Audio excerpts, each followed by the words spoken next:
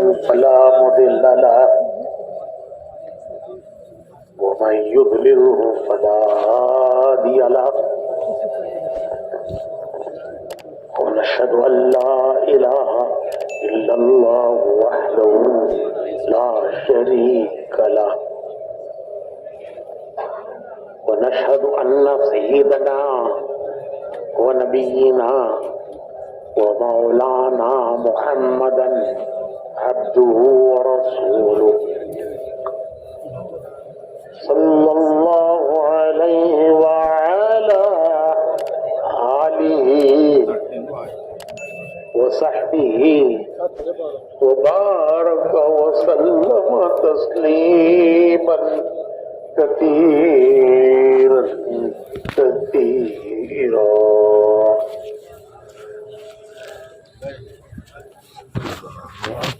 اما بعد، محترم بھائیوں، بزرگوں اور دوستوں، یہ مجمع پورے ملک کا منتخب مجمع ہے.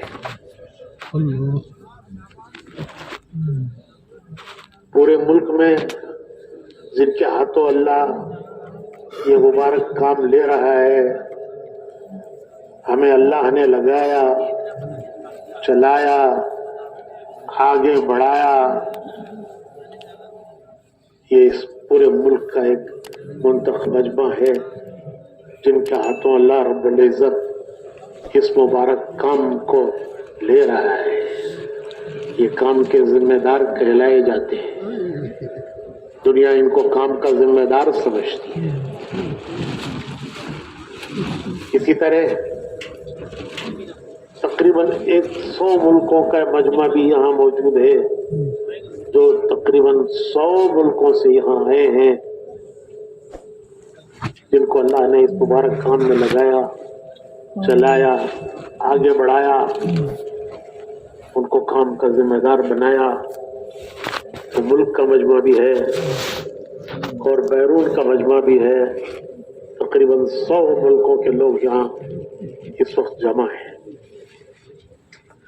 اللہ رب العزت ہمارے جمع ہونے کو قبول فرمائے. اپنی اللہ رب العزت ہمیں جو کچھ نصیب فرمائے، اللہ رب العزت اسی کے کرم سے ہم لگے ہیں. ہم نہیں لگے ہیں، ہمیں اللہ نے لگایا ہے. ہم آگے نہیں بڑھے ہیں، ہمیں اللہ نے آگے بڑھایا ہے. ہم نہیں چل رہے ہیں، ہمیں اللہ چلا رہا ہے. اللہ رب العزت سے دعا مانگنی ہے کہ اس کو جس طرح چلنا پسند ہے اس طرح ہمیں چلائے. جن صفات کے ساتھ چلنا پسند ہے اللہ ان صفات کے ساتھ چلائے. حدیث شریف میں آتا ہے کہ انسان کے پیچھے 2 طاقتیں لگی ہوئی ہیں. ایک طاقت فرشتے کی ہے جو اسے خیر کی طرف ڈھکیلتا ہے. تو ہم جو اپنے گھروں سے چل کر یہاں آئے ہیں تو فرشتہ ڈھکیلتے ڈھکیلتے ڈھکیلتے ہمیں یہاں لایا ہے. جو اللہ کے راستے میں جا رہے ہیں ان کو فرشتہ ڈھکیلتے ڈھکیلتے لے جا رہا ہے. تو حدیث میں آتا ہے کہ ایک طاقت ہے فرشتے کی طاقت جو انسان کو خیر کی طرف ڈھکیلتی ہے. آدمی کے دل میں کوئی خیر کا ارادہ آئے، کسی خیر کے کام کی طرف طبیعت چلے تو اسے اللہ کا شکر ادا کرنا چاہیے کہ اللہ نے یہ دل میں میرے ارادہ ڈالا ہے. دل اسی کے قبضے میں ہے، کسی کے قبضے میں نہیں ہے. حدیث کی دعا ہے اللہم انا قلوبنا ونواسینا وجوارحنا بیدک. اے اللہ، ہمارے دل، ہماری پیشانیاں اور ہمارے اعضاء جوارے وہ سب کچھ تیرے ہی ہاتھ میں ہے. لم تملکنا منہا شیئا، ان میں سے کسی چیز پر تو نے ہمیں اختیار نہیں دیا ہے. ہمارا کسی پر اختیار نہیں ہے، سب کچھ اختیار تیرا ہی ہے. فَإِذَا فَعَلْتَ ذَلِكَ بِنَا، جب تو نے ہمیں ایسا بنایا ہے تو فَكُنْ أَنْتَ وَلِيَّنَا، تو ہی پھر ہمارا کارساز ہو جاؤ.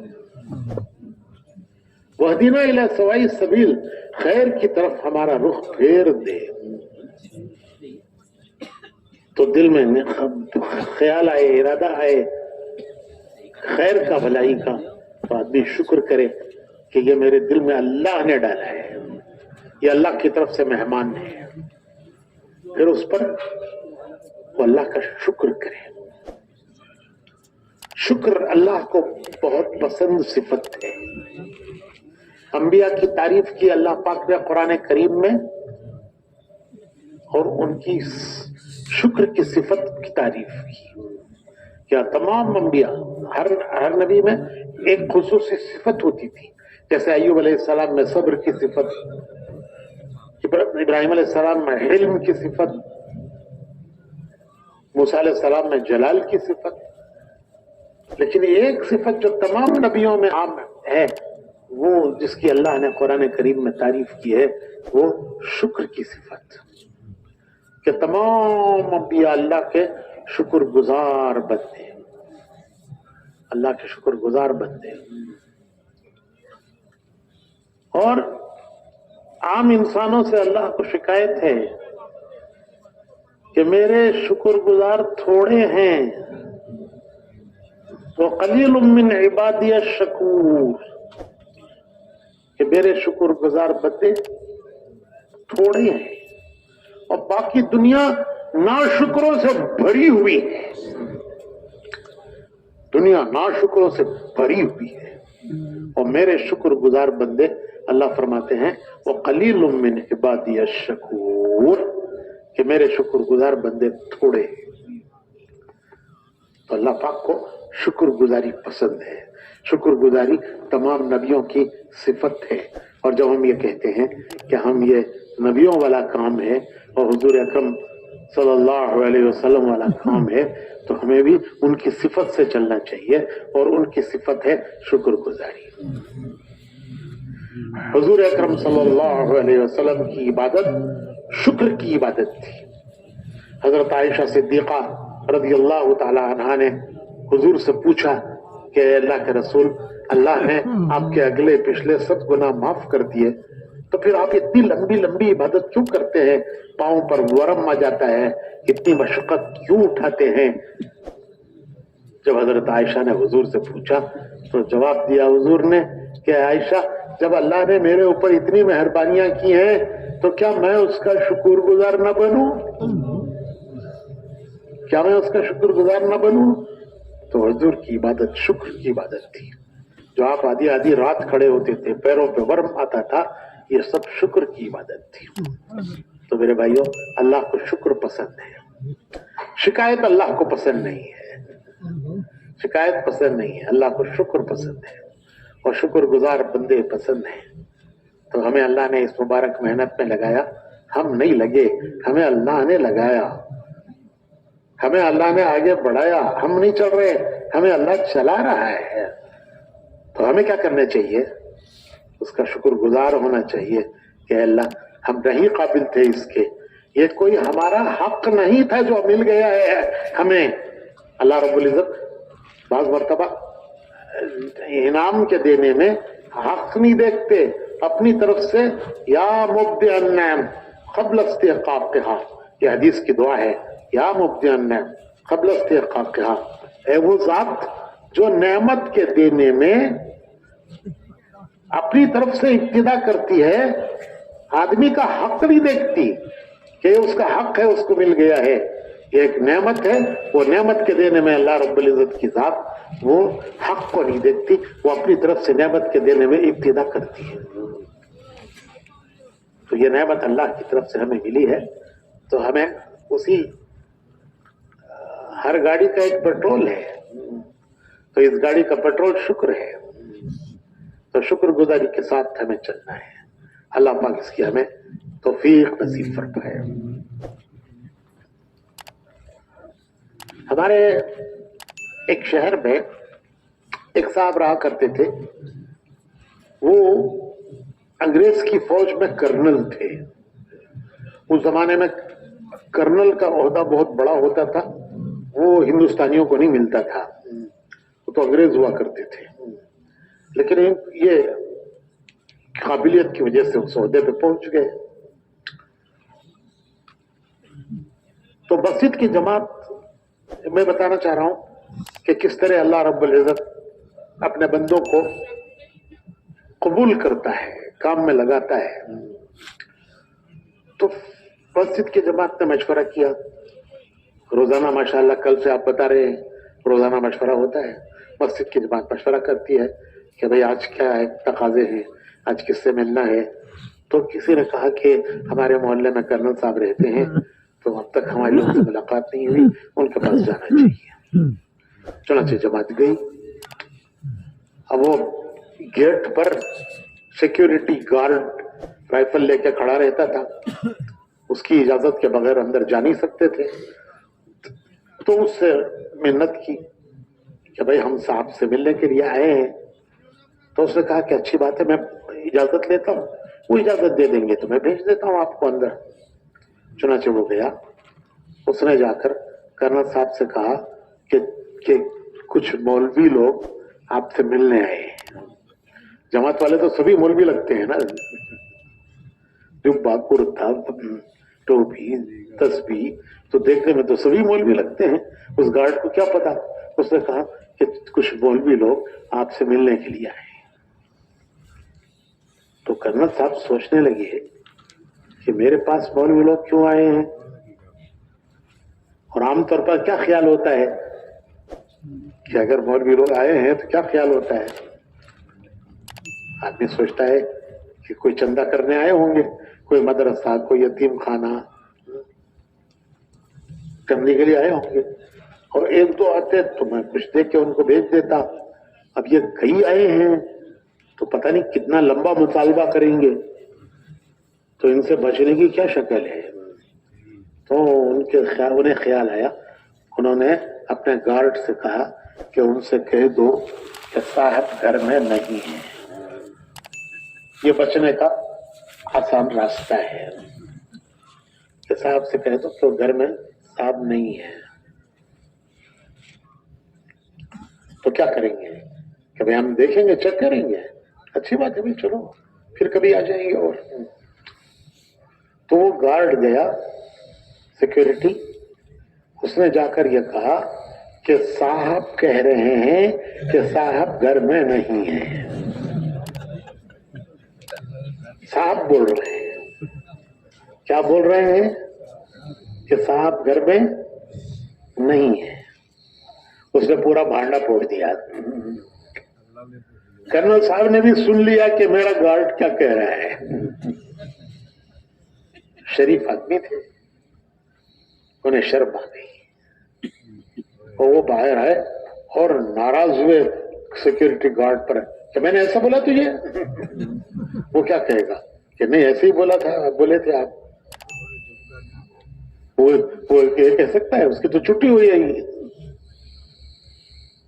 تو اس نے کرنل صاحب نے آ کر اس گارڈ کو ڈانٹا کہ میں نے تجھ سے یوں کہا تھا. خیر وہ دن تھا وہ تبلیغ میں لگ گئے. وہ باہر آئے شرم سے اور پھر ان کی بات سنی، اور وہ دن تھا کہ وہ تبلیغ میں لگ گئے. پھر اللہ نے ان کو آگے بڑھایا. وہ اتنا آگے بڑھایا کہ جب ہمارے ہندوستان سے پہلی جماعت یورپ ہوتے ہوئے انگلینڈ گئی، یورپ کا سفر کرتے ہوئے انگلینڈ گئی، تو وہ پہلی جماعت کے وہ امیر تھے.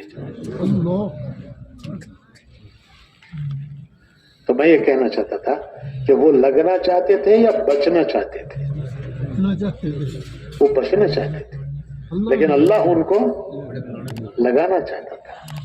ہم کرنل صاحب کے قصے پر ہنس رہے ہیں، لیکن اگر ہم غور کریں تو ہم سب کا یہی حال ہے. اگر ہم اپنی ابتدا دیکھیں کہ جس دن تبلیغ والے ہمارے پاس آئے اور انہوں نے ہم کو دعوت دینی چاہیے اور انہوں نے ہماری تشکیل کرنی چاہیے، تو ہم بچنا چاہتے تھے یا لگنا چاہتے تھے؟ غور کیجئے کہ شروع کے دن جب تبلیغ والے ہمارے پاس آئے تھے اور انہوں نے ہم کو سمجھایا تھا، ترغیب دی تھی، فضائل بتائے تھے، تو ہم لگنا چاہتے تھے یا بچنا چاہتے تھے؟ کیا خیال ہے؟ لیکن اللہ ہمیں لگانا چاہتا تھا. تو ہم تو بچنا چاہتے تھے لیکن اللہ ہمیں لگانا چاہتا تھا، ہمیں اللہ نے لگایا اور تبلیغ میں چلایا اور آگے بڑھایا۔ ہمارے بزرگ کہا کرتے ہیں کام میں چلتے چلتے کام کرنے والے 3 قسموں میں تقسیم ہو جاتے ہیں۔ چلتے ہیں آگے بڑھتے ہیں لیکن چلتے چلتے یہ 3 قسموں میں تقسیم ہو جاتے ہیں۔ ایک قسم ہے طالب، اس میں وہ ہر وقت طلب کے ساتھ چلتا رہتا ہے اور وہ آگے بڑھتا رہتا ہے، اس کی طلب پر اللہ اسے نوازتے ہیں، عطا فرماتے ہیں اور اس کی طلب پر اللہ اسے آگے بڑھاتے رہتے ہیں۔ یہ پہلی قسم ہے طالب۔ دوسری قسم کام کرنے والوں کی جو بن جاتی ہے وہ قانع ہے، بس جو کر لیا کافی ہے، جتنا سمجھ لیا کافی ہے، جتنا کر رہے ہیں کافی ہے۔ ارے لوگ تو 3 دن بھی نہیں جاتے، میں تو 7 مہینے گیا، سال گیا۔ لوگ تو 3 دن مشکل سے دیتے ہیں، میں نے تو سال لگایا، 7 مہینے لگائے اور کام کو سمجھا، بڑوں سے سمجھا، بزرگوں سے سمجھا۔ یہ قانع ہے، اس کے اندر قناعت آتی ہے، اور جب قناعت آ جاتی ہے تو پھر ترقی رک جاتی ہے، حالانکہ یہ راستہ ترقی کا راستہ کھلا ہوا ہے، موت تک ترقی کی منزلیں کھلی ہوئی ہیں۔ حضور نے فرمایا کہ اللہ ما عبدنا کا حق ما عبادتک ما عرفنا کا حق معرفتک۔ حضور نے فرمایا کہ اللہ جیسے تجھے پہچاننے کا حق تھا میں نہیں پہچان سکا، اور جیسی تیری عبادت کا حق تھا میں نہیں کر سکا۔ حضور فرما رہے ہیں جن کے ذریعے دنیا نے اللہ کو پہچانا، جن کے ذریعے اللہ کو کی معرفت دنیا کو حاصل ہوئی، اللہ کو کی پہچان دنیا کو ملی، وہ فرما رہے ہیں کہ اللہ جیسے تجھے پہچاننے کا حق تھا میں نہیں پہچان سکا، ما عرفنا کا حق کا معرفتک ما عبدنا کا حق کا عبادتک، اور تیری عبادت کا جیسا حق تھا وہ میں ادا نہیں کر سکا۔ جس سے دنیا نے جن سے عبادت سمجھی، جن سے اللہ کو پہچانا، وہ کہہ رہے ہیں کہ میں حق نہیں ادا کر سکا، تو کوئی کیا دعویٰ کر سکتا ہے کہ میں حق ادا کر چکا ہوں؟ ہم کوئی بھی حق ادا نہیں کر۔ راستہ اتنا اونچا ہے، اتنا عالی ہے کہ موت تک اس پہ ترقی کی راہ کھلی ہوئی ہے، موت تک ترقی کی منزلیں کھلی ہوئی ہیں۔ تو قانع جب قناعت کر لیتا ہے اور اس کے اندر یہ قناعت آ جاتی ہے کہ بس اتنا کر رہے ہیں کافی ہے، اتنا کر رہے ہیں یہ کافی ہے، اندر سے کیفیت پیدا ہو جاتی ہے کہ جتنا جو میں کر رہا ہوں وہ کافی ہے، تو اس پر ان کی ترقی رک جاتی ہے، حالانکہ ترقی کا راستہ موت تک کھلا ہوا ہے۔ طالب وہ آگے بڑھتا رہتا ہے کہ بھائی کام بڑا ہے، اونچا ہے، عالی ہے، میں جتنا بھی لگا دوں اپنے کو اس کا حق میں نہیں ادا کر سکتا، اور سمجھنا ہے۔ مولانا سعید احمد خان صاحب رحمۃ اللہ علیہ فرماتے تھے کہ کام کرنے والوں کی صفت یہ ہے کہ وہ سیکھنے کے جذبے سے چلے، سیکھنے کے جذبے سے چلے، ہر وقت سیکھنے کا جذبہ ہو، سیکھنے کے جذبے سے چلنے والا وہ آگے بڑھتا رہتا ہے۔ اتنا اونچا کام جو اللہ نے اپنے منتخب بندوں سے لیا، انبیاء وہ اللہ کے چنے ہوئے بندے ہوتے تھے، نبی کوئی اپنی محنت کوشش سے نبی نہیں بنے، وہ تو اللہ کا انتخاب تھا۔ حدیث شریف میں آتا ہے کہ جب اللہ رب العزت نے روحوں کو پیدا فرمایا تو ان روحوں کے قلوب پر نظر ڈالی، اور جو بہترین قلوب تھے ان کو اللہ نے چن کر نبی بنایا۔ تو نبی وہ اپنی محنت اور کوشش سے نہیں بنے، وہ اللہ کا سلیکشن تھا، سلیکشن، الیکشن نہیں، یہاں کیا تھا؟ سلیکشن، اللہ کی پسند، اللہ نے پسند کر کے ان کو نبی بنایا۔ وہ بہترین انسانوں میں بہترین قلوب تھے جن کو اللہ نے پسند کر کے ان کو کام کیا دیا؟ اپنی طرف بلانے کا اور دعوت دینے کا کام دیا. اور کام کیسے کرنا ہے ان کی رہبری براہ راست اللہ نے کی. نبی کا کوئی استاد نہیں ہوتا تھا، نبی کسی سے سیکھتا نہیں تھا، اس کا کوئی استاد نہیں ہوتا تھا. اس کی رہبری براہ راست وحی کے ذریعے ہوتی تھی. اللہ رب العزت وحی کے ذریعے ان کی رہبری کرتا تھا کہ کس طرح وہ کام کریں.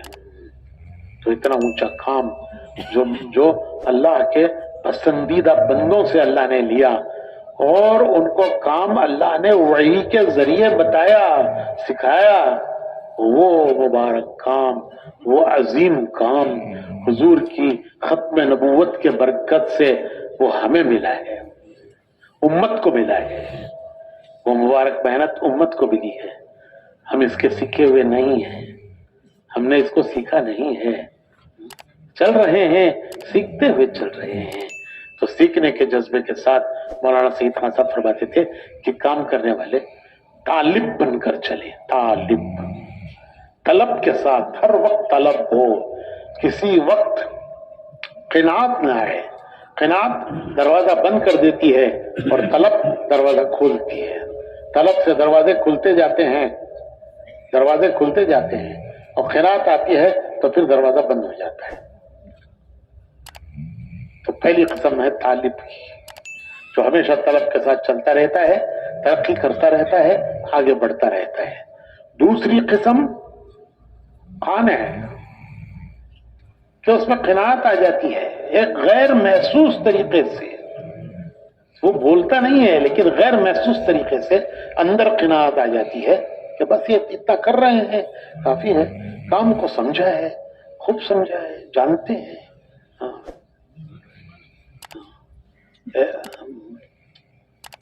ہمارے حضرت جی مولانا انعام الحسن صاحب رحمۃ اللہ علیہ فرماتے تھے کہ اعتراف، نہ جاننے کا اعتراف آدھا علم ہے. کہ مجھے نہیں پتا ہے، میں نہیں جانتا ہوں، یہ اعتراف آدھا علم ہے. اور فرمایا کرتے تھے کہ صحابہ کرام کو جب بھی حضور پوچھا کرتے تھے، کوئی بات پوچھا کرتے تھے، تو صحابہ کا جواب ہوتا تھا کہ اللہ و رسولہ اعلم، کہ اللہ جانتا ہے، اس کا رسول جانتا ہے. انہوں نے اپنے نہ جاننے کا اقرار کیا اور یہ کہا کہ اللہ اس کا رسول جانتا ہے. تو یہ کہہ کر وہ ان پر علم کے دروازے کھل گئے. جب انہوں نے اعتراف کیا ہم نہیں جانتے، اللہ رسول جانتا ہے، کسی بھی بات پر جب حضور پوچھا کرتے تھے تو صحابہ کا جواب ہوتا تھا کہ اللہ و رسولہ اعلم، کہ اللہ اس کا رسول بہتر جانتا ہے. تو اس پر ان کے لیے علم کے دروازے اللہ نے ایسے کھول دیے کہ ان کے علم کی تشریح قیامت تک ہوتی رہے گی. سارے مدرسوں میں حدیثیں پڑھائی جا رہی ہیں، تفسیریں پڑھائی جا رہی ہیں، فقہ کے مسائل پڑھائے جا رہے ہیں. یہ سب علم صحابہ سے آیا ہے، حضور سے صحابہ کو ملا، پھر صحابہ سے امت کو ملا، اور قیامت تک کے لیے وہ علم چلتا ہے. تو یہ علم کے دروازے اللہ نے ان پر کھول دیے. ان کے نہ جان یہ اعتراف کرنا کہ میں نہیں جانتا. تو میرے بھائیوں، کام کرنے والوں میں بھی ہر وقت طلب رہنی چاہیے. قناعت کسی وجہ سے پیدا ہو جائے تو اس کا علاج کرنا چاہیے کہ یہ غلط چیز آ رہی ہے، اس کا علاج کرنا چاہیے. تو یہ دو قسمیں ہوئی، ایک طالب، دوسرا خان ہے. تیسری قسم ناقد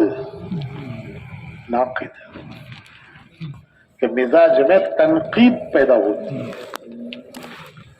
تنقید، دوسروں کی کمی دیکھنا اور کمی دیکھ کر اس پر تنقید کرنا، یہ بڑی خطرناک گھاٹی ہے. یہ بڑی خطرناک گھاٹی ہے. تنقید کرنے والا محروم ہو جاتا ہے. تنقید محرومی لاتی ہے. تو کام کرتے کرتے غیر محسوس طریقے سے بعض مرتبہ تنقید کی طبیعت بن جاتی ہے. تنقید دماغوں میں آ جاتی ہے کہ کمی دیکھنا اور تنقید کرنا. کمی دیکھنے کے لیے اپنی ذات ہے، कमी देखने के लिए अपनी जात का इंतखाब करो, अपनी जात को देखो कि मेरी कमियां कितनी हैं, और खूबी देखने के लिए दूसरों का इंतखाब करो, दूसरों की खूबी देखो, अपनी कमी देखो। दूसरों की खूबियां देखेंगे इंशाअल्लाह, वो खूबियां भाई साथी में कितनी खूबी है, वो खूबी इंशाअल्लाह हमारे अंदर भी पैदा होगी। कमी देखेंगे कि देखो इसमें क्या कमी है, तो वो कमी आहिस्ता आहिस्ता हमारे अंदर भी पैदा हो जाएगी।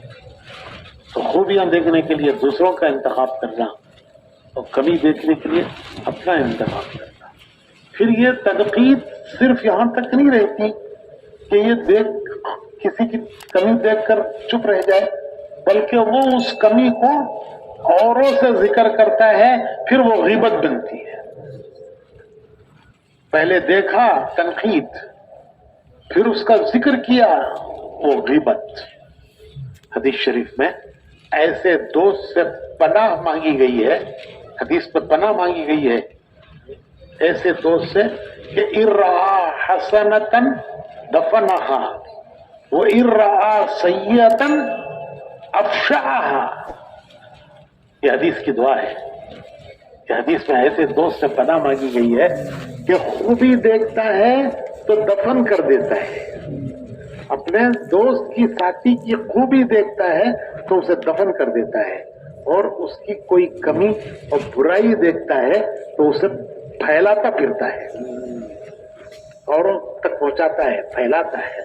ऐसे दोस्त से पनाह मांगी गई कि खूबी देखे तो दफन कर दे, बुराई देखे तो फैलाता फिरे। तो ये नाक़िद, पहले नक़्स इसके अंदर पैदा हुआ, फिर इसने कमी कमजोरी देखी, फिर उस कमी कमजोरी का जिक्र किया तो वो ग़ीबत बनी। अल्लाह ताला हिफाजत फरमाए, ये महरूमी का सबब बनती है। अल्लाह रब्बुल इज़्ज़त हमारी हिफाजत फरमाए।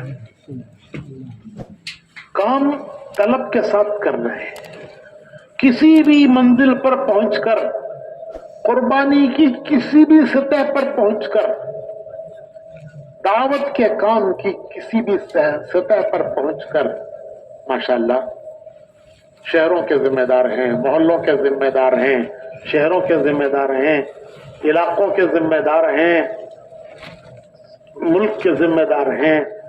किसी भी सतह पर पहुंचकर हमारे अंदर क़नाअत नहीं आनी चाहिए। किसी भी सतह पर पहुंचकर ये नहीं समझना चाहिए कि जितना कर रहे हैं ये काफी है। नहीं, तरक्की की राह खुली हुई है, मौत तक खुली हुई है। किसी भी कुर्बानी की सतह पर, किसी भी कुर्बानी की सतह पर पहुंचकर ये नहीं दिल में आना चाहिए कि ये काफी है, और किसी भी काम की समझ पर आकर ये नहीं होना चाहिए कि मैंने तो समझा हुआ है। एक मरतबा मैं यहाँ पुरानों के जोड़ में था, मियाँ जी मेहराब साहब, मौलाना इलियास साहब के जमाने के आदमी, वो भी तशरीफ लाए हुए थे, हम सब उन्हीं के साथ आए थे। मियाँ जी मेहराब साहब मौलाना इलियास साहब के जमाने के थे। हाजी अब्दुल वहाब साहब भी बैठे हुए थे तख्त पर, और कारगुजारियां चल रही थी जैसे कल कारगुजारियां हुई, परसों से हो रही हैं कारगुजारियां, तो ऐसी कारगुजारियां चल रही थी। तो कारगुजारियों के दौरान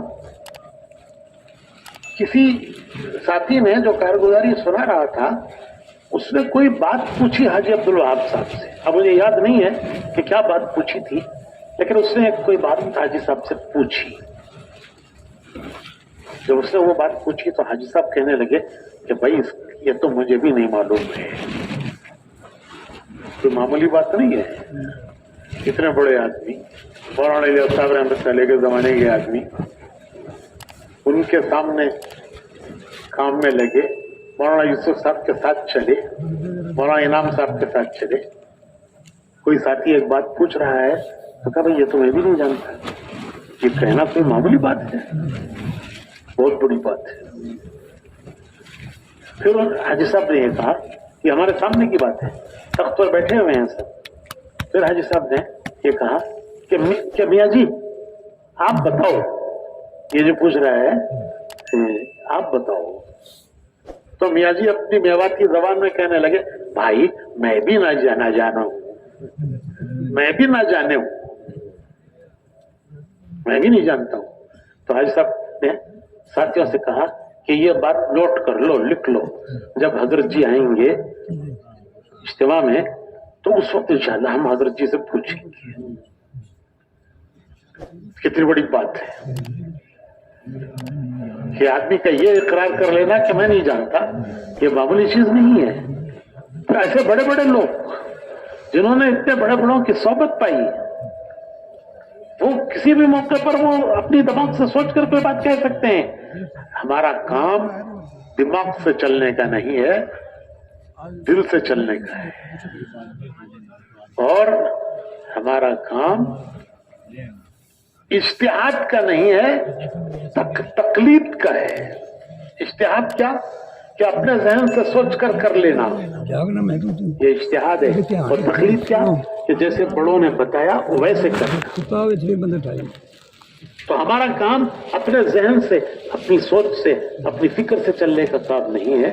یہ کام اجتہاد کہتے ہیں اپنی سوچ سے چلنا، اپنی سوچ سے، اپنی فکر سے، اپنی سمجھ سے چلنا. اور تقلید کہتے ہیں بڑوں سے پوچھ کے چلنا.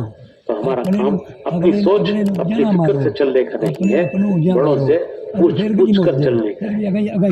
ساتھی اپنے ذمہ داروں سے پوچھیں. ذمہ دار علاقے کے ذمہ داروں سے پوچھیں، علاقوں کے ذمہ دار رائمنڈ سے پوچھیں، اور دنیا کے ملکوں کے ذمہ دار وہ شورا سے پوچھیں. شورا سے پوچھ کے چلیں. اس میں ہماری بھی حفاظت ہے اور کام کی بھی حفاظت ہے کہ ہم پوچھ کر چلتے رہیں گے. اپنے ذمہ داروں سے پوچھیں.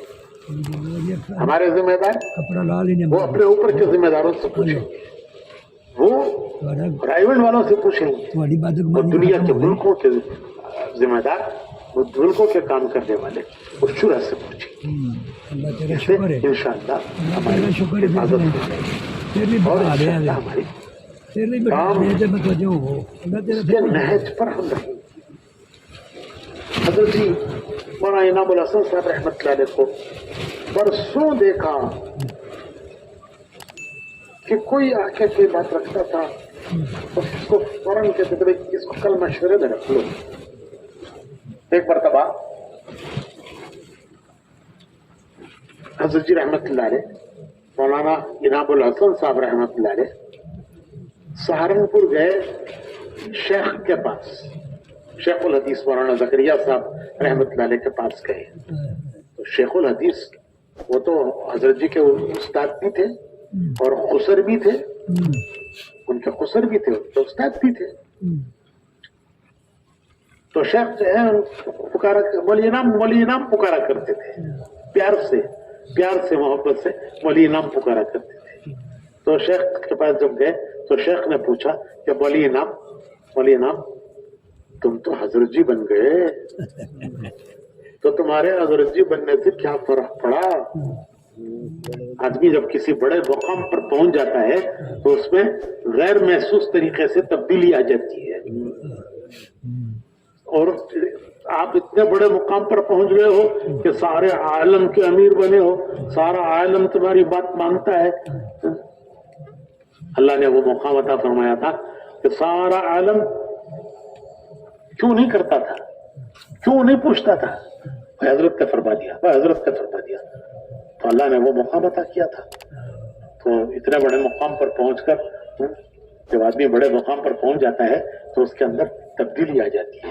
تو یہ مطلب تھا شیخ کا کہ شیخ نے پوچھا حضرت جی سے کہ مولی انعام تم تو حضرت جی بن گئے، تمہارے اندر کیا تبدیلی آئی؟ تو حضرت جی نے عرض کیا کہ حضرت پہلے ہماری ایک رائے ہوتی تھی، پہلے ہماری ایک رائے ہوتی تھی. حضرت جی کی رائے بڑی مضبوط رائے ہوتی تھی. مولانا یوسف صاحب رحمت اللہ علیہ فرمایا کرتے تھے کہ میں کوئی کام مولی انعام صاحب کی رائے کے بغیر نہیں کرتا، میں ان سے پوچھے بغیر. اور مولانا یوسف صاحب فرماتے تھے کہ میں ان کی رائے کے بغیر کوئی کام نہیں کرتا، क्योंकि मौलाना इलियास साहब को जितना इन्होंने सुना है मैंने नहीं सुना। एक बात फरमाया मौलाना साहब ने कि मेरा मिजाज इल्मी था और मैं पढ़ने पढ़ाने में और किताबों में लगा रहता था, और मौली इनाम साहब मौलाना इलियास साहब के साथ साये की तरह लगे रहते थे। जैसे साया आदमी का साया आदमी से जुदा नहीं होता, इस तरह वो मौलाना इलियास साहब के साथ साये की तरह लगे रहते थे मौली इनाम साहब। तो जितना इन्होंने मौलाना इलियास साहब को सुना है इतना मैंने नहीं सुना, इसलिए मैं कोई काम इनसे मशवरा किए बगैर नहीं करता। ये मौलाना यूसुफ साहब ने फरमाया। तो खैर मैं ये कह रहा था, तो शेख ने पूछा कि मौली इनाम तुम्हारे हजरत जी बनने से क्या हुआ? तो हजरत ने अर्ज किया कि हजरत पहले हमारी एक राय होती थी, बड़ी मजबूत राय होती थी। मैंने बताया कि मौलाना यूसुफ साहब उनकी राय के बगैर कोई काम नहीं करते थे, लेकिन अब हमारी कोई राय नहीं है। अब हमारी कोई राय नहीं है, साथी जो तय कर लेते हैं हम उसको कर लेते हैं। साथी जो तय कर लेते हैं हम उसको कर लेते हैं। अब हमारी कोई राय नहीं है, हमने अपनी राय छोड़ दी। अब हम साथियों की राय पर चल रहे हैं कि साथी मिलकर जो तय कर लेते हैं हम उस पर चल रहे हैं। और हमने ये बरसों देखा कि जब कोई मसला आता था तो फरमाते थे, जब कोई मसला आता था तो फौरन फैसला नहीं करते थे उसका, फरमाते थे कि भाई इसको कल मशवरे में रख लो, भाई इसको कल मशवरे में रख लो। और जब मशवरे में साथियों की राय आ जाती थी तो फरमाते थे कि अल्लाह भाई इसमें खैर फरमाए, अल्लाह इसे कबूल फरमाए, अल्लाह इसमें खैर फरमाए, अल्लाह इसमें बरकत फरमाए। कभी ये नहीं कहा कि ऐसा क्यों ऐसा क्यों, भाई साथियों की जो राय हो गई।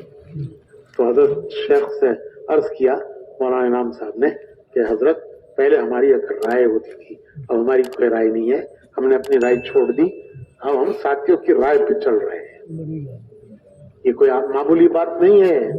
अरे भाई एक मस्जिद की जमात का साथी अपनी राय नहीं छोड़ता, वो अपनी राय पे जमता है कि मेरी ये राय है, मेरी ये राय है।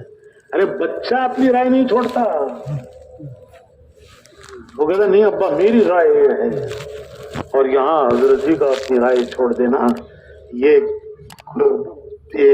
एक मुकाम है, जहाँ अपने बेनफ्सी का एक मुकाम है कि अपनी राय छोड़ दी और साथियों की राय पर चल रहे हैं।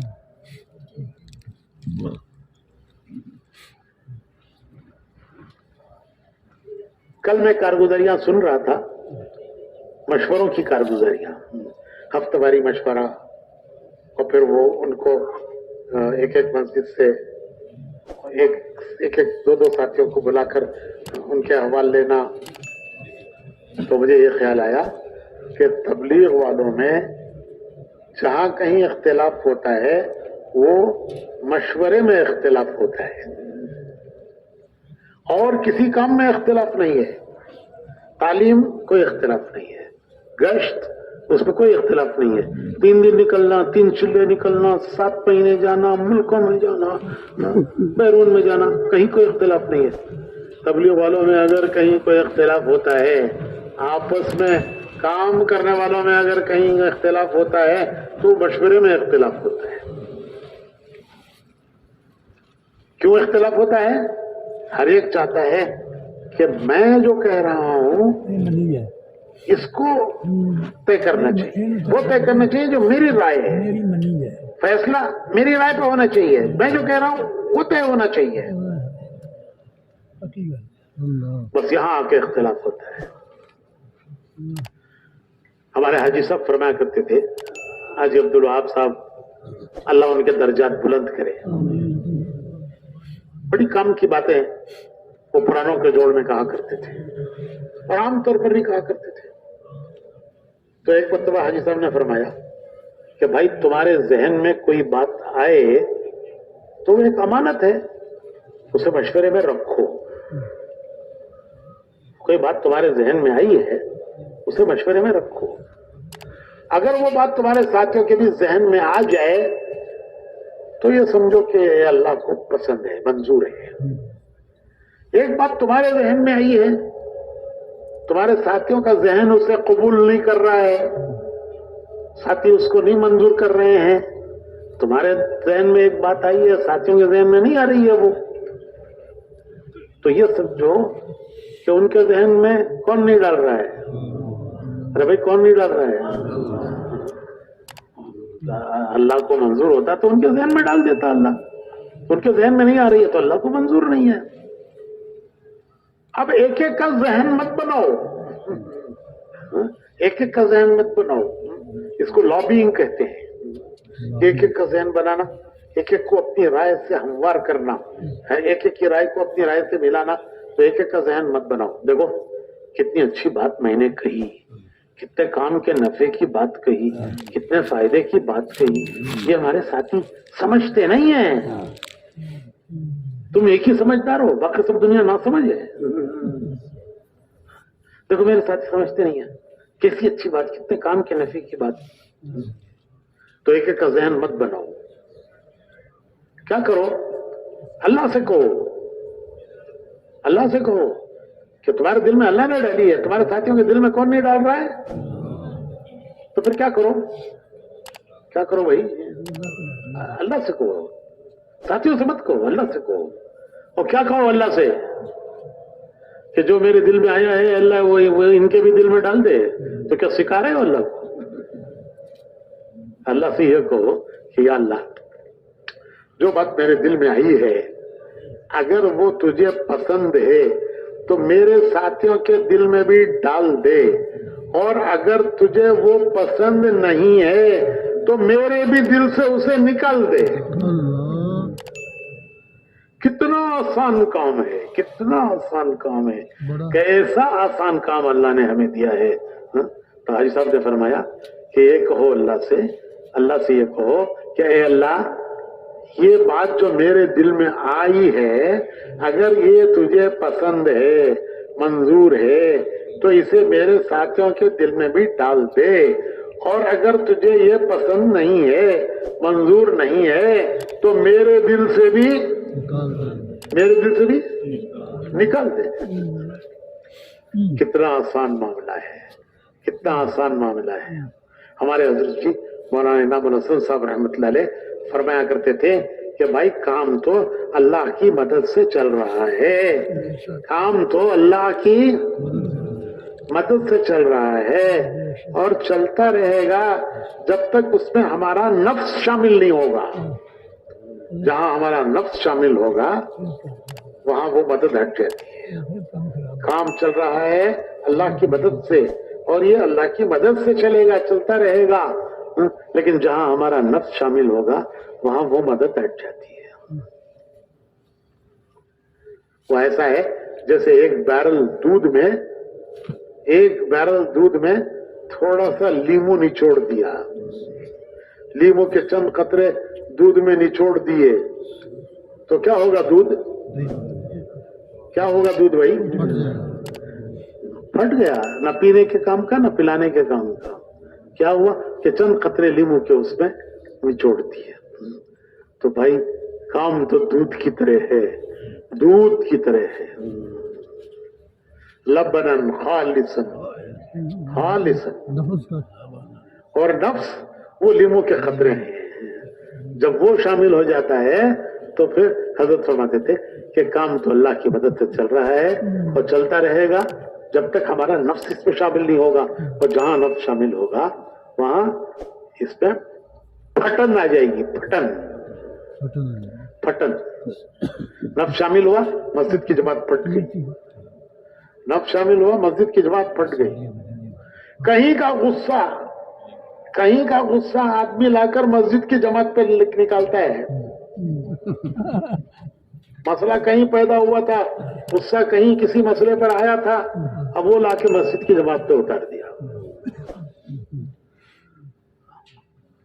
رات کو بیوی سے انبن ہو گئی، ہوتی رہتی ہے.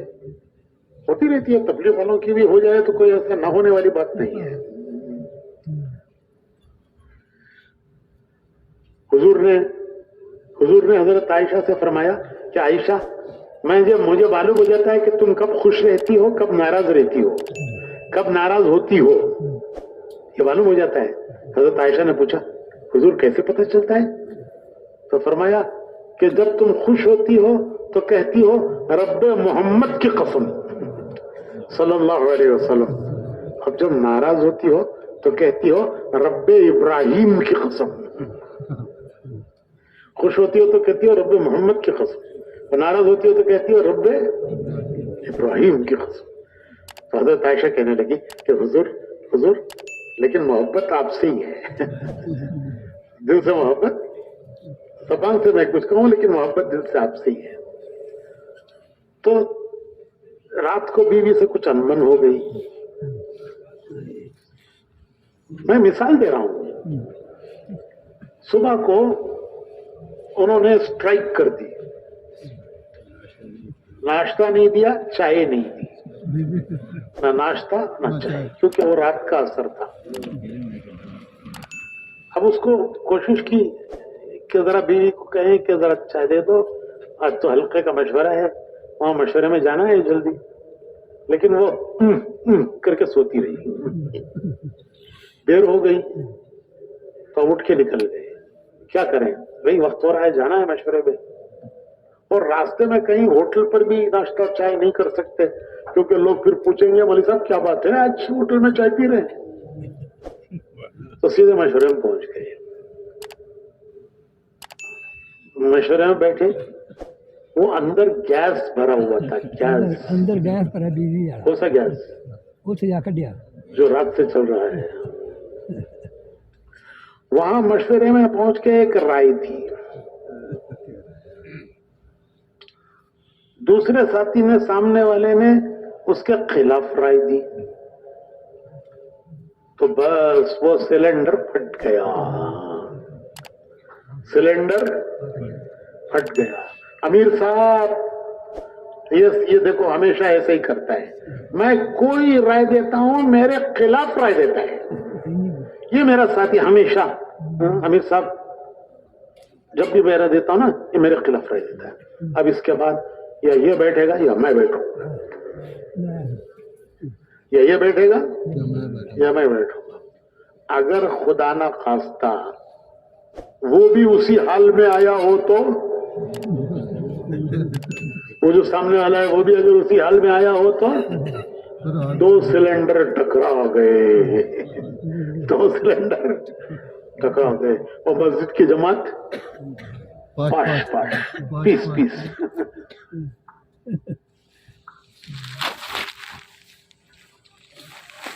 हमारे हाजी साहब कहने लगे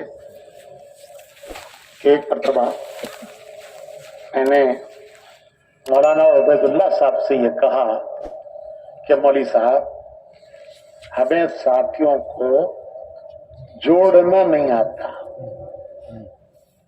हाजी अब्दुल वहाब साहब, बड़ी दोस्ती थी उनकी मौलाना उबैदुल्लाह साहब की, एक तरह से बेतकल्लुफी भी थी थोड़ी सी, दोनों मौलाना इलियास साहब के जमाने के लोगों में थे।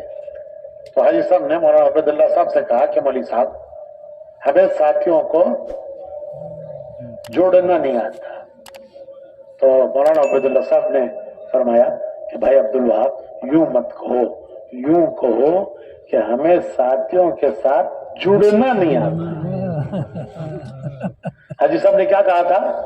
जोड़ना नहीं आता, कि हमें साथियों को जोड़ना नहीं आता, जोड़ना नहीं आता। तो मौलाना उबैदुल्लाह साहब ने उसकी क्या इस्लाह की? अरे भाई कुछ सुन रहे हैं, सो गए?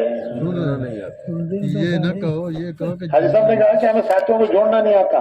मौलाना उबैदुल्लाह साहब ने कहा कि भाई अब्दुल वहाब यूं कहो कि हमें साथियों के साथ जुड़ना नहीं आता। जुड़ना, हर हाल में जुड़ना, जुड़े रहना, हर हाल में जुड़ना, हर हाल में जुड़े रहना, न कटना न काटना, खुद कटना नहीं, किसी को कटने देना नहीं। नबी उम्मत को जोड़ते हैं, उम्मत के जोड़ का जरिया है नबी, और माँ घर के जोड़ का जरिया है, माँ घर के जोड़ का जरिया है। اور دائی وہ ساتھیوں کے جوڑ کا ذریعہ ہے. نبی امت کے جوڑ کا ذریعہ ہے, ماں گھر کے جوڑ کا ذریعہ ہے, دائی ساتھیوں کے جوڑ کا ذریعہ ہے. 4 بیٹے ہیں, ایک آدمی کے 4 بیٹے ہیں. ایک مولانا صاحب, ایک ڈاکٹر صاحب, ایک انجینئر صاحب اور ایک بیکار صاحب.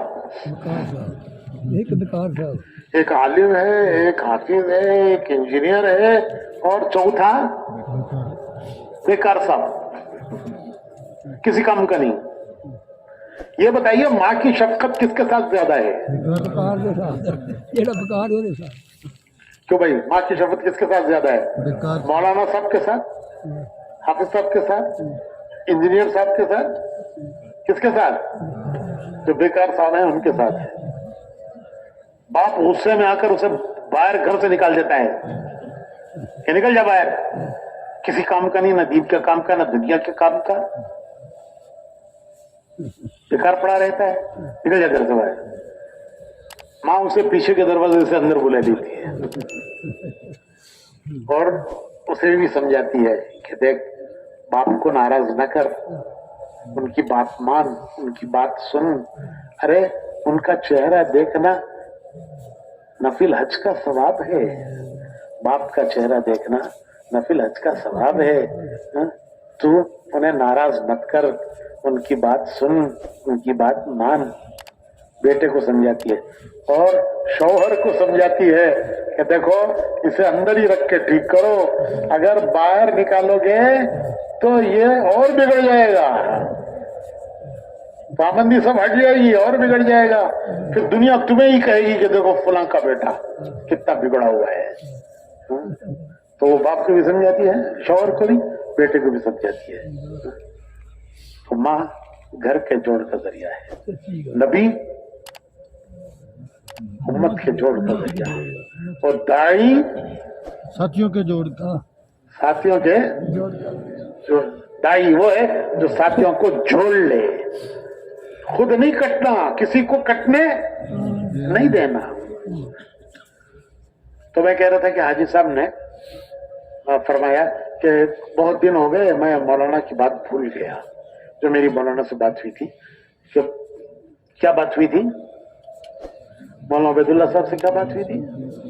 جوڑنا نہیں, کہ ہمیں ساتھیوں کو جوڑنا نہیں آتا. تو مولانا نے کیا کہا تھا؟ یہ بھائی یوں کہو کہ ہمیں ساتھیوں سے جڑنا نہیں آتا. تو یہ بات کافی عرصہ ہو گیا, بھول گیا میں. پھر ایک دن میں نے کہا حاجی صاحب سے کہ مولانا سے کہ مولوی عبید اللہ ہمیں ساتھیوں کو چلانا نہیں آتا, ساتھیوں کو چلانا نہیں آتا. یہ میں بھول گیا پچھلی بات. تو مولانا عبید اللہ صاحب نے فرمایا کہ بھائی عبد الوہاب یوں مت کہو, یوں کہو کہ ہمیں ساتھیوں کے ساتھ چلنا نہیں آتا. کیا فرق ہے؟ انہوں نے کہا چلانا نہیں آتا, تو آج تو مولانا نے کیا اصلاح کی؟ ساتھیوں کے ساتھ چلنا نہیں آتا. تو میرے بھائیوں, اللہ نے ہمیں ایک ماحول دیا ہے, وہ تبلیغ کا ماحول ہے. ہماری مسجد کی جماعت ہمارا ماحول ہے, ہماری مسجد کی جماعت ہمارا ماحول ہے, ہمارے شہر کے ذمہ دار ہمارا ماحول ہے, ہمارا ہفتواری مشورہ ہمارا ماحول ہے, ہماری شب گزاری ہمارا ماحول ہے, اور ہمارا اللہ کے راستے میں نکلنا ہمارا ماحول ہے. تو اس ماحول سے جڑے رہنا, جڑے رہنا. حالات آتے ہیں, حالات آتے ہیں, اللہ سے حالات مانگنا نہیں, عافیت مانگنا. لیکن حالات آئیں تو یہ سمجھنا کہ یہ ہمارے امتحان کے لیے ہیں. دنیا امتحان کی جگہ ہے, یہ دارالامتحان ہے, اس کا نام دارالامتحان ہے. یہ امتحان کی جگہ ہے, یہاں دن بھی ہے, رات بھی ہے, خوشی بھی ہے, غم بھی ہے, صحت بھی ہے, بیماری بھی ہے, جوانی بھی ہے, بڑھاپا بھی ہے، کبھی حالات سازگار ہیں، کبھی حالات ناسازگار ہیں، تو یہ حالات آتے ہیں، لیکن ہر حال میں جڑے رہنا. اپنے ماحول سے جڑے رہنا. کبھی کبھی شیطان یہ خیال لاتا ہے کہ بھئی اتنے زمانے سے جڑے ہیں، اتنا کام کیا ہے، پھر بھی وہ کیفیت نہیں پیدا ہوئی. کیفیت کے چکر میں مت پڑیے، کیفیت کے چکر میں مت پڑیے. ہم تو مزدور ہیں، اللہ کے حکم پر چلنا ہے. کیفیت پیدا ہو نہ ہو، ہمیں تو حکم پورا کرنا ہے اللہ کا. ہمارے مولانا ابراہیم صاحب ایک مثال دیا کرتے ہیں کہ بھائیو، آم کے درخت میں جب آم لگتا ہے، شروعات ہوتی ہے اس کی، تو اس کا سائز چھوٹا ہے اور اس کا رنگ ہرا ہے، مزہ اس میں کچھ نہیں، خوشبو اس میں کچھ نہیں. یہ اس کی ابتدا ہے کہ جب آم کے درخت میں آم کا پھل لگتا ہے تو اس کی شروعات، اس کا سائز چھوٹا، اس کا رنگ ہرا، اس میں مزہ کچھ نہیں اور اس میں کوئی خوشبو نہیں، لیکن وہ لگا رہتا ہے، ٹوٹتا نہیں ہے، وہ لگا رہتا ہے، درخت سے لگا رہتا ہے. تو پھر ایک وقت آتا ہے کہ اس کا سائز بڑھتا ہے، پھر ایک وقت آتا ہے کہ اس کا رنگ بدلتا ہے، اللہ پھر اس میں اللہ خوشبو پیدا کرتے ہیں. مٹھاس پیدا کرتے. گھر میں آم رکھا ہو تو اندر جاتی ہے خوشبو آتی ہے، اچھا یہ آم کہاں سے آیا یہ؟ اور پھر اللہ اس میں رس بھرتے ہیں، رس اپنی قدرت سے رس بھرتے ہیں. جڑوں میں رس نہیں ہے، ڈالیوں میں رس نہیں ہے، پھولوں میں رس نہیں ہے. آم میں رس کہاں سے آتا ہے؟ اللہ اپنی قدرت سے کہاں سے آتا ہے؟ اللہ کی قدرت کے خزانے سے آتا ہے، اور اللہ اپنی قدرت کے خزانے سے اس آم پہ رس بھرتے ہیں. آم کے زمانے میں بارشیں ہوتی ہیں، زبردست بارشیں، ہوائیں چلتی ہیں، درخت کو ہلا کے رکھ دیتی ہیں، ہلا دیتی ہیں درخت کو. اگر وہ کھٹ گیا تو گر گیا، اور جب گرا تو جو آنا چاہیے وہ آتا نہیں، اور جو ہے وہ بھی، جو آنا چاہیے وہ آتا نہیں، اور جو ہے وہ چلا جاتا ہے. پرندے بھی ٹھونگیاں مار مار کے چھوڑ دیتے ہیں، وہ بھی پورا نہیں کھاتے. پرندے کی ٹھونگیاں ہوتی ہیں، پھر وہ بھی چھوڑ کے چلے جاتے ہیں. تو میرے بھائیوں، لگے رہنا. ہمارے حضرت جی مولانا انعام الحسن صاحب رحمۃ اللہ علیہ فرمایا کرتے تھے، لگے رہو، اخلاص آتا چلا جائے گا. فرماتے تھے کہ لگے رہو، اخلاص آتا چلا جائے گا. اور یہ فرماتے تھے کہ بھائی عمل ہوگا تو اس میں اخلاص آئے گا، ارے عمل ہی نہیں ہوگا تو اخلاص کا ہوا میں آئے گا. فرمایا کرتے تھے کہ عمل میں لگے رہو، جب عمل میں لگے رہو گے تو اخلاص تو عمل میں ہی آئے گا یا ہوا میں آئے گا، اور جب عمل نہیں ہوگا تو اخلاص کہاں سے آئے گا؟ جیسے دودھ لینا ہے لیکن برتن تو چاہیے بھائی، دودھ لینے کے لیے برتن تو چاہیے، ورنہ کہاں دودھ لو گے؟ ہاتھ میں دودھ لو گے. تو عمل برتن ہے اور اخلاص دودھ ہے. برتن ہوگا تو اس میں دودھ آئے گا، اور اگر برتن ہی نہیں ہے تو پھر دودھ کیا ہاتھ میں لیں گے، چلو میں لیں گے ہم. تو حضرت فرماتے تھے کہ عمل میں لگے رہو، اخلاص آتا چلا جائے گا.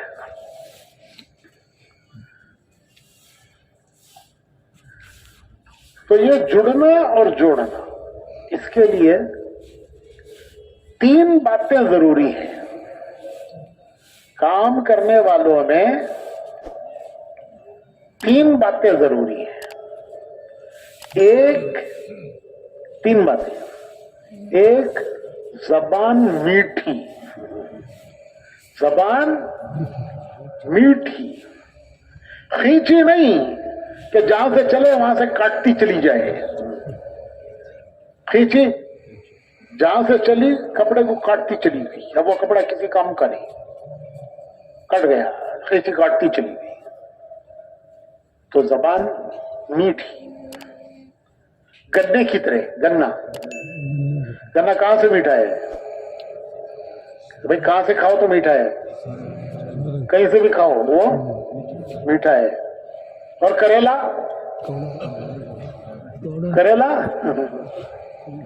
کہاں سے کڑوا کہاں سے میٹھا؟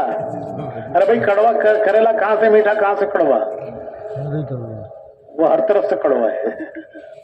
تو زبان کریلے کی طرح نہیں، قیچی کی طرح نہیں، وہ مٹھاس میٹھی کہ کہیں سے بھی کھاؤ وہ میٹھی ہے۔ ہمت بڑھانے والی، حوصلے دلانے والی،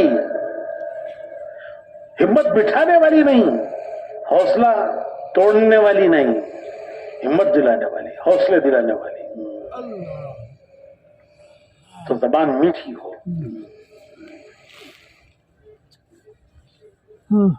کسی کی ہمت توڑنا نہیں، کسی کا حوصلہ توڑنا نہیں۔ تو میں ایک مرتبہ جا رہا تھا، سامنے سے ایک ٹرک گزر رہا تھا۔ یہ ٹرکوں پر، بسوں پر پیچھے کچھ لکھا ہوا ہوتا ہے، کچھ نہ کچھ لکھا ہوا ہوتا ہے۔ یہ جو کرائے پر چلتی ہیں بسیں، گاڑیاں، ٹرک، ان پہ کچھ لکھا ہوا ہوتا ہے۔ تو وہ ٹرک پہ پیچھے لکھا ہوا تھا دل برائے فروخت، دل برائے فروخت۔ کہتے ہیں نا site for sale, house for sale, plot برائے سیل، گھر برائے سیل۔ تو یہاں کیا لکھا تھا؟ دل برائے فروخت۔ اور آگے لکھا تھا قیمت 2 میٹھے بول۔ دل برائے فروخت، قیمت 2 میٹھے بول۔ تو 2 میٹھے بول بولو، دل لے لو، دل لے لو۔ تو دائی کی بڑی خصوصیت ہے کہ اس کی زبان میٹھی ہو، ہمت دلانے والی، حوصلہ بڑھانے والی، ہمت دلانے والی، حوصلہ بڑھانے والی، ہمت توڑنے والی نہیں، حوصلہ بٹھانے والی نہیں، ہمت دلانے والی، حوصلہ بڑھانے والی۔ یہ صفت ہے دائی کہ میٹھی زبان۔ دوسری صفت ہے ٹھنڈا دماغ۔ زبان میٹھی، ہمارے حضرت جی فرماتے تھے کہ عام طور پر لوگ یہ کہتے ہیں کہ حق بات کڑوی ہوتی ہے، حق بات کڑوی ہوتی ہے، اور اس کا ایک ہی مطلب لیتے ہیں۔ اس کا ایک مطلب یہ لیتے ہیں کہ ہم حق کہیں گے چاہے کسی کو کڑوا لگے، ہم اس کی پرواہ نہیں کریں گے، بھائی حق بات ہے، کسی کو کڑوی لگے۔ ایک ہی مطلب لوگ لیتے ہیں۔ حضرت جی وہاں انعام صاحب فرماتے تھے کہ اس کا ایک اور مطلب بھی ہے، اس کا ایک مطلب اور یہ ہے کہ حق بات کو ایسے انداز سے کہو کہ سننے والا قبول کر لے، چاہے اس طرح کہنا تمہیں کڑوا لگے۔ ایک مطلب یہ ہے کہ سننے والے کو کڑوا لگے، وہی مطلب ہم سمجھتے ہیں کہ ہم تو کہیں گے چاہے سننے والے کو کڑوا لگے۔ حضرت جی نے کیا فرمایا؟ یوں فرمایا کہ ایسے انداز سے کہو، ایسے طریقے سے، اسلوب سے کہو کہ سننے والا قبول کر لے، چاہے اس طرح کہنا، بولیے، تمہیں کڑوا لگے۔ کہ صرف سننے والے کے لیے سارا کڑوا، بولنے والے کے سب میٹھا ہی چاہیے۔ ارے بھائی بولنے والا ایسے انداز سے بولے کہ اس کا بولنا چاہے اس کو کڑوا لگے لیکن سننے والا قبول کر لے۔ ایک مطلب یہ بھی ہے۔ تو میں کہہ رہا تھا کہ زبان میٹھی۔ دوسری بات، دماغ ٹھنڈا، ٹھنڈا دماغ۔ ایک صاحب آئے، تعارف کرایا، یہ ہمارے یہاں کے بڑے سرگرم کارکن ہیں، سرگرم کارکن۔ میں نے کہا بھائی سرگرم تو نہیں ہونا چاہیے، پیر گرم ہونے چاہیے، خوب گشت کریں، پیر گرم ہونے چاہیے، خوب گشت کریں، سب تو ٹھنڈا ہونا چاہیے۔ सर इतना ठंडा होना चाहिए कि किसी की बात सुनकर वो रिएक्ट ना करे, रद्द अमल ना करे। जैसे बर्फ की सिल्ली, चिंगारियां, बर्फ की सिल्ली पर चिंगारियां पड़े तो क्या होता है भाई? बर्फ की सिल्ली पर चिंगारियां पड़े तो क्या होता है? बुझ जाती हैं। वो चिंगारियां बुझ जाती हैं। और अगर तेल की कढ़ाई में चिंगारी पड़े तो भड़क उठती है। पानी के छींटे, तेल की कढ़ाई, तेल पक रहा है, उस पर पानी के छींटे डालो तो क्या होता है? वापस मुंह पे आती है वो। तो दिमाग तेल की कढ़ाई की तरह ना हो कि हर वक्त उठ रहा है, गर्म हो रहा है। किसी ने कोई बात कही, अब वो पानी की छींटों की तरह हो गया तेल की कढ़ाई में। कोई कुछ कहे, अपना साथी कहे बात, और कोई भाई कहे, उसकी बातें ताई के अंदर ऐसे आ जाएं जैसे बर्फ की सिल पर चिंगारी पड़ के बुझ गई, कोई रद्द अमल नहीं। तो दिमाग जो है वो बर्फ की सिल की तरह हो कि जो भी बातें आई वो उसको पी जाए, वो उसका दिमाग तेल की कढ़ाई बन के वापस ना आए। ठंडा दिमाग, हर एक की बात सुन ली, हर एक की बात सुन ली, और किसी की बात का जवाब नहीं दिया, किसी की बात पर रद्द अमल नहीं हुआ, सुनते चले गए। और करना वो जो हमें बुजुर्गों ने बताया है। सुनना सबकी है लेकिन करना वही है जो बुजुर्गों ने बताया है। मैं कल मशवरे में कह रहा था कि हमारे यहाँ अलीगढ़ तो किसी जमाने में सारी तहरीकों की मां रहा है। किसी जमाने में अलीगढ़ सारी तहरीकों की मां रहा है। तो बड़े बड़े बुजुर्ग आया करते थे और जो भी आते थे वो देखते थे कि ये नौजवान हैं, पढ़े लिखे हैं, इनमें कुव्वत अमल है, तो वो मुख्तलिफ राय देते थे कि भाई ये भी करो, ये भी करो, ये भी करो, ये भी करो। तो बहुत से लोग आके राय देते थे और नौजवान सब कुव्वत अमल, वो जवानी, तो वो उनका जहन मुशविश होता था कि भाई क्या करना चाहिए। तो हमारे डॉक्टर खालिद सिद्दीकी साहब पुराने लोगों में तो वो कहा करते थे कि भाई हर दर्द की दवा है सल्ले अला मोहम्मद, चलो निजामुद्दीन जाएंगे हजरत से पूछेंगे। तो वो बस भर के ले गए और हजरत से जाके मौलाना इनाम साहब से अर्ज किया कि हजरत ये राय है, ये राय है, ये राय है, बाज ने ये तजवीज दी है, बाज ने ये तजवीज दी है, बाज ने ये तजवीज दी है। तो हजरत ने फरमाया, सब सुना इत्मीनान से, और फिर फरमाया कि भाई तुम्हारे यहाँ तांगे होते हैं? तो उस जमानों में तांगे हुआ करते थे। तो तांगे के घोड़े को क्या करते हैं? दोनों तरफ से उसके आंखों को क्या कहते हैं, उसको पट्टी बांध देते हैं ना, क्या कहते हैं उसको? हाँ, समझ गए ना? दोनों तरफ से बांध देते हैं ताकि वो सीधा सीधा चलता रहे, इधर उधर न देखे। घोड़ा सीधा सीधा चलता रहे, इधर उधर न देखे। तो हजरत ने फरमाया कि तुमने तांगा देखा है? और देखा है घोड़े को क्या बांधते हैं? इस तरह अपनी आंखों को बांध लो और सीधे सीधे चलते रहो, वरना गलियों में चले जाओगे, मंजिल हाथ से निकल जाएगी। वरना गलियों में इधर उधर चले जाओगे, मंजिल हाथ से निकल जाएगी। मौलाना सैयद सुलेमान नदवी रहमतुल्लाह अलैह हमारे बड़े बुजुर्गों में गुजरे हैं। तो एक मरतबा यहाँ रायविंड तशरीफ लाए और सारे काम को देखा, और देख कर यहाँ रायविंड तशरीफ लाए। सैयद सुलेमान नदवी रहमतुल्लाह अलैह बड़े बुजुर्गों में गुजरे हैं, सीरत की बड़ी किताब लिखी है, कितनी जिल्दों में। तो एक मरतबा रायविंड तशरीफ लाए, यही की बात मैंने सुनी है, और फरमाया कि मंजिल सही है, रास्ता गलत है तो भी नाकाम। मंजिल सही है, रास्ता गलत है तो भी नाकाम। रास्ता सही है, मंजिल गलत है तो भी नाकाम।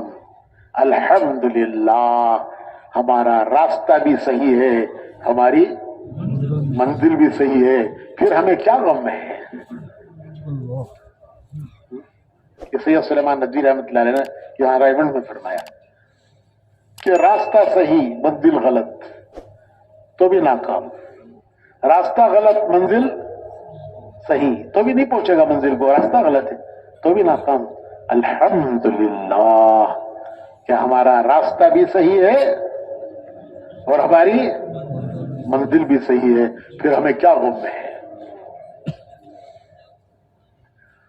तो भाइयों ये इसको कहते हैं नहज, इसको कहते हैं नहज।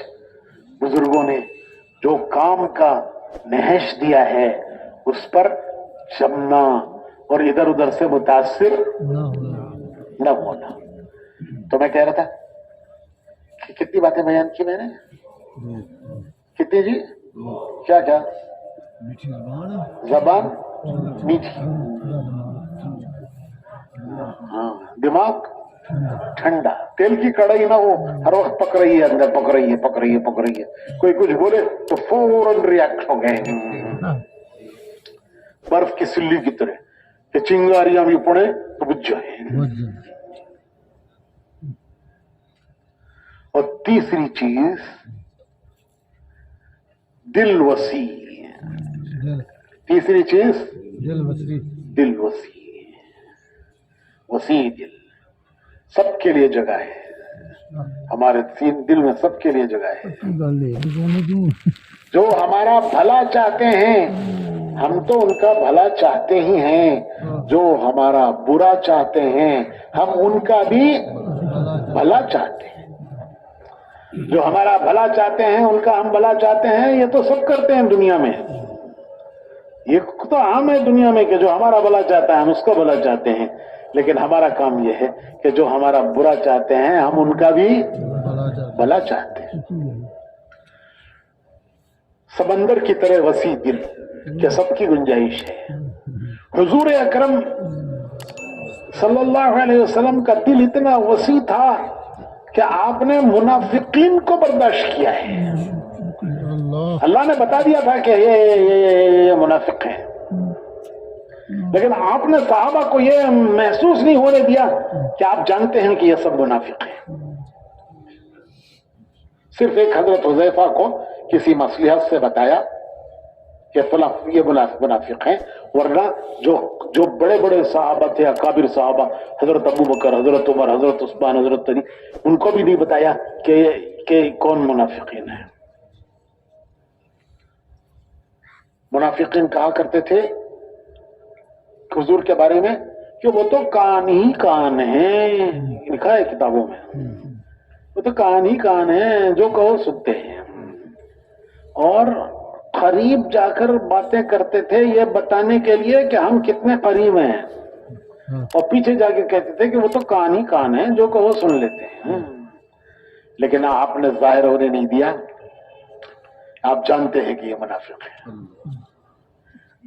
बड़े बड़े साहबा को नहीं बताया, सिर्फ एक हजरत हुज़ैफा को बताया मसलिहत से। तो आपके सीने में कितनी गुंजाइश थी।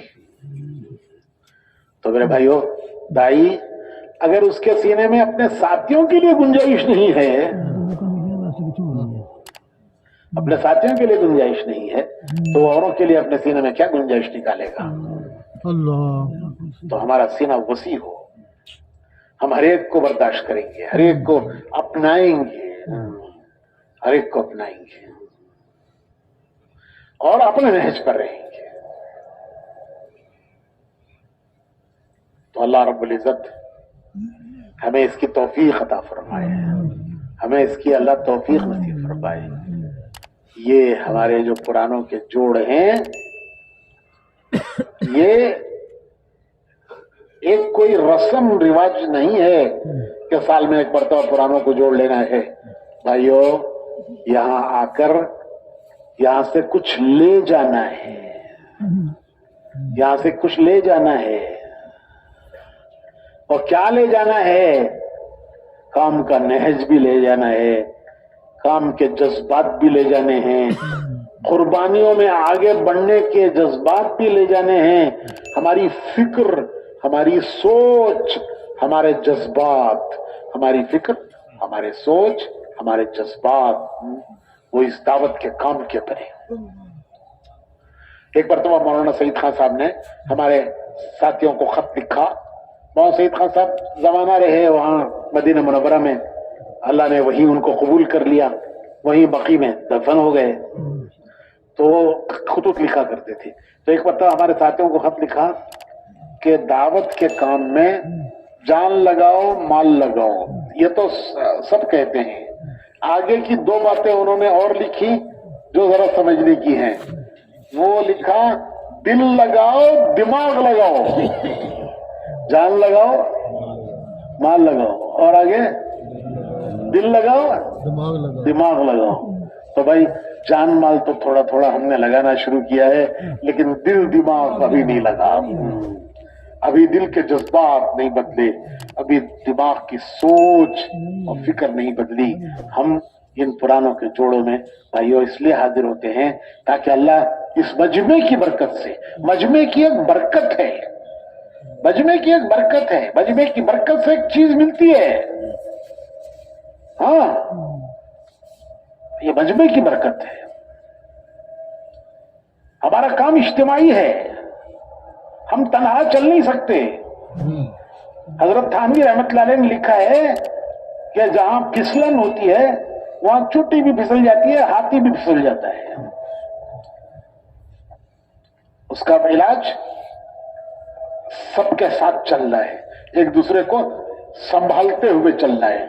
آپ نے دیکھا ہوگا جب بارش آتی ہے، سیلاب آتا ہے، پانی بہنا زیادہ بہنا شروع ہوتا ہے، جب لوگ چلتے ہیں تو ایک دوسرے کا ہاتھ پانی میں جب چلتے ہیں، پانی بہ رہا ہے، تیز بہ رہا ہے، جب اس میں چلنا پڑتا ہے مجبوراً کبھی، تو کیسے چلتے ہیں؟ ایک دوسرے کا ہاتھ پکڑ کے، ایک دوسرے کو سنبھالتے ہوئے۔ تو میرے بھائیو یہ اجتماعی کام ہے، اس میں ایک دوسرے کو سنبھالتے ہوئے چلنا ہے، ہم دوسروں کو بھی سنبھالیں، دوسرے ہمیں سنبھالیں۔ یہ سب جب ہوگا جب ہم اجتماعیت کے ساتھ جڑے رہیں گے، جو اجتماعیت کے ساتھ جڑے رہیں گے۔ ہماری اجتماعیت کی جگہ ہماری مسجد کی جماعت ہے، ہمارے شہر کا کام ہے، ہمارے شہر کا مشورہ ہے، ہماری شب گزاریاں ہیں، ہمارے علاقے کے ساتھ جڑنا، پھر علاقے سے جڑتے ہوئے رائیونٹ سے جڑنا، اور رائیونٹ سے جڑتے ہوئے شورا سے جڑنا، یہ اجتماعیت ہے۔ تو ہم پرانوں کے جوڑے میں اس لیے آتے ہیں تاکہ اس مجمع کی برکت سے، میں نے عرض کیا کہ مجمع کی ایک برکت ہے، برکت ہے، مجمع کی ایک برکت ہے۔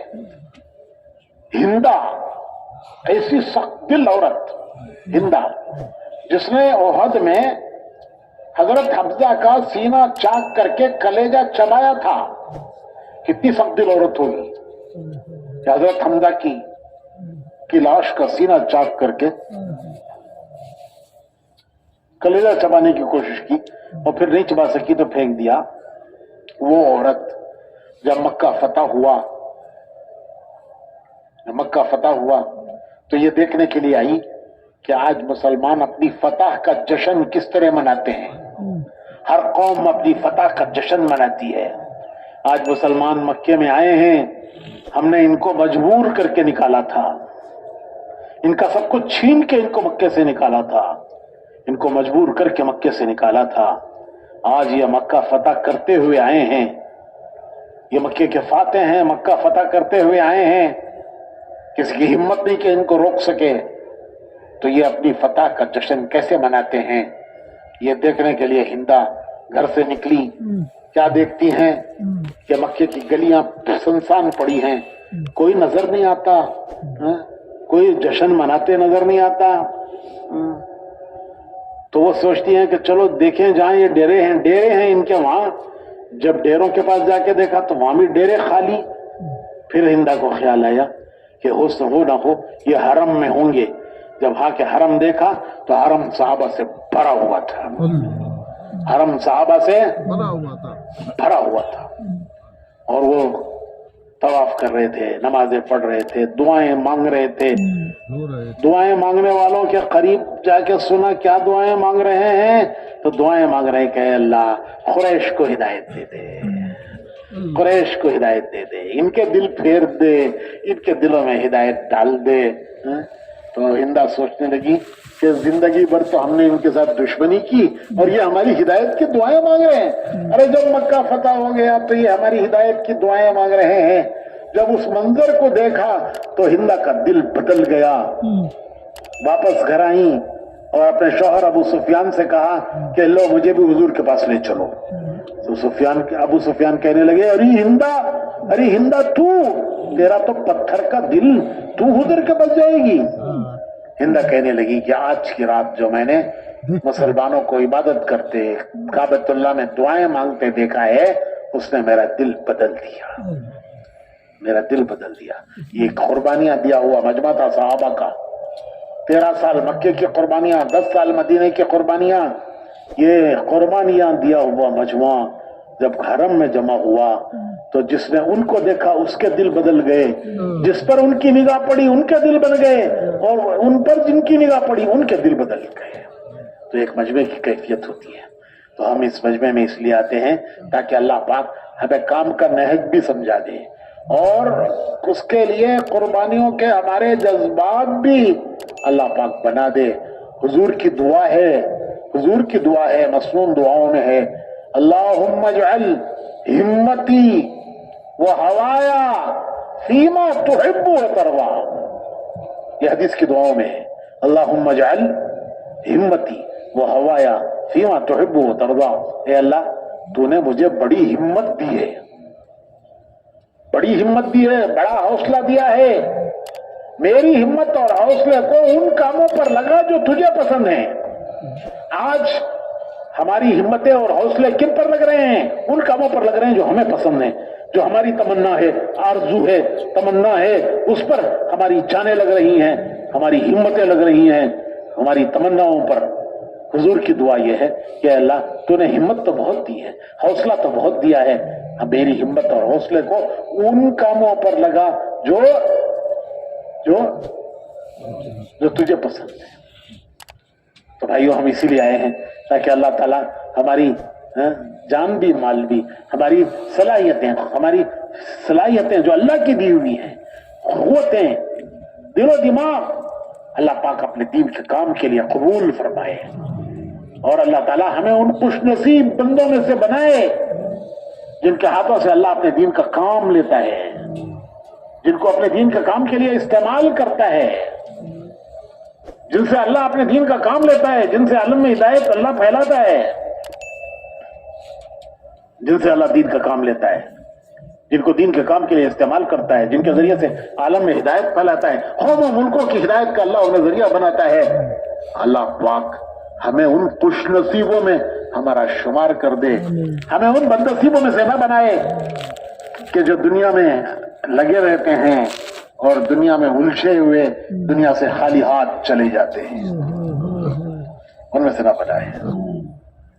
اور آخری بات مولانا یوسف صاحب فرماتے تھے کہ ہماری تمنا یہ ہے، مولانا یوسف صاحب فرماتے تھے ہماری آخری تمنا یہ ہے کہ کل قیامت میں جب حضور اللہ کی بارگاہ میں حاضر ہوں اور حضور کے ساتھ ان کے صحابہ ہوں تو پیچھے پیچھے ہم بھی ہو جائیں. مولانا صاحب فرماتے تھے کہ ہماری آخری آرزو اور تمنا یہ ہے کہ کل قیامت میں اللہ ہم سے ایسا کام لے، اللہ ہم سے ایسے کام میں لگائے، ہم سے ایسا کام لے کہ کل قیامت میں جب حضور اللہ کی بارگاہ میں حاضر ہوں تو صحابہ آپ کے ساتھ ہوں تو پیچھے پیچھے ہم بھی ہو جائیں اور حضور اللہ کی بارگاہ میں عرض کریں کہ اللہ آپ نے جو کام مجھے دے کر بھیجا اس پہ میرا ساتھ دینے والے یہ میرے صحابہ ہیں، میرے کام میں میرا ساتھ دینے والے میرے صحابہ ہیں، اور میرے بعد میرے کام کو جاری رکھنے والے یہ ان کے پیچھے ہیں. میرے پیچھے میرے وہ صحابہ ہیں جنہوں نے میرا ساتھ دیا میرے کام میں، اور ان کے پیچھے وہ ہیں جنہوں نے میرے بعد میرے کام کو دنیا میں جاری رکھا. مولانا ایسا فرماتے تھے کہ اس گروہ میں ہم بھی شامل ہو جائیں حدیث کی دعاؤں میں ہے اللہم اجعل نبینا لنا فرطا وحوزہ لنا موردا اللہم استعملنا بسنتی وتوفنا علی ملتی واجعلنا من حزبی واجعلنا من رفقائی مع النبیین من احبائی والصدیقین والشہداء والصالحین وحسن اولئک رفیقا اللہم اجعل نبینا لنا فرطا. اے اللہ ایسا ہو جائے کل قیامت میں کہ حضور آگے آگے ہوں ہم ان کے پیچھے پیچھے چل رہے ہیں. حضور آگے آگے ہوں ہم ان کے پیچھے پیچھے چل رہے ہیں اور ان کا حوض ہماری پیاس بجھانے کی گھاٹ ہو. اے اللہ زندگی ہماری سنت پر گزرے. یہ دعا ہے حدیث کی. اللہم اجعلنا بسنتی ہے اور سنت پر زندگی گزرے اور دین پر موت آئے. اللہم اجعل نبینا لنا فرطا. نبی آگے آگے ہم ان کے پیچھے پیچھے ہوں. وحوزہ لنا موردا. اللہم اجعلنا اللہم اجعل کہ سنت پر ہماری زندگی گزرے اور ان کے دین پر ہماری موت آئے. وجعلنا من رفقائی اور ان کے ساتھیوں میں ہمارا حشر ہو جائے. وہ کون ہیں؟ من النبیین والصدیقین والشہداء والصالحین وحسن اولئک رفیقا. کیسے بہترین رفیق ہے یہ, کیسے اچھے رفیق ہے یہ. اس گروہ میں وجعلنا من حزبی وجعلنا من حزبی اس گروہ میں ہم بھی شامل ہو جائیں. تو وہاں ایسا فرماتے تھے کہ حضور آگے آگے ہوں پیچھے پیچھے صحابہ ہوں ان کے پیچھے پیچھے ہم ہوں. حضور آگے آگے ان کے پیچھے پیچھے صحابہ ان کے پیچھے پیچھے ہم. یہ ہماری آخری تمنا ہے کہ قیامت میں اللہ سے حضور یہ کہیں کہ یہ میرا ساتھ دینے والے میرے کام میں میرے صحابہ اور ان کے پیچھے جو ہیں وہ ہیں جنہوں نے میرے بعد میرے کام کو جاری رکھا. اللہ پاک ان میں ہمارا شمار فرما دے. ان خوش نصیبوں میں ہمیں شامل فرما دے. ہماری قوت طاقت صلاحیت یہ سب کچھ اللہ اپنے دین کے لیے قبول فرما لے اور استعمال فرما لے. یہ ہمیں یہاں سے لے جانا ہے کہ ہمارے دل کی کیفیت بدلی ہوئی ہو, ہماری دماغ کی سوچ بدلی ہوئی ہو. یہ ہمارے بزرگ جو چاہتے تھے وہ اللہ ہمیں نصیب فرما دے. اس کے لیے سب تیار ہیں نا انشاءاللہ. اللہ قبول فرمائے.